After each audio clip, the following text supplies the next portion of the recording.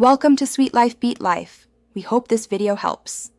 In this video, I will explain how to play Air Raid in Grand Theft Auto San Andreas.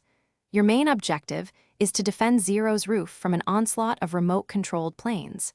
You'll be positioned on the rooftop of Zero's shop in Garcia, operating a powerful mounted minigun. Get ready to face multiple waves of enemy RC barons, each attempting to crash into the building and inflict damage. Stay vigilant and aim precisely to protect the property. Operating the minigun requires precision and quick reflexes. Focus your fire on the incoming RC barons, ensuring you destroy them before they can impact the building. It's crucial to prioritize targets. Take down planes that are closer or directly in line with the roof first.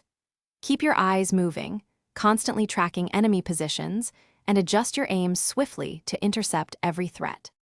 The air raid mission unfolds across 3 distinct waves of enemy RC barons. Each wave presents a greater challenge with more planes to contend with. Every time an RC baron successfully crashes into the roof, it contributes to the building's damage meter. Your goal is to prevent this meter from reaching 100%, as exceeding that limit will result in mission failure. For optimal performance, try to maintain a consistent rate of fire, but be mindful of potential minigun overheating during prolonged bursts.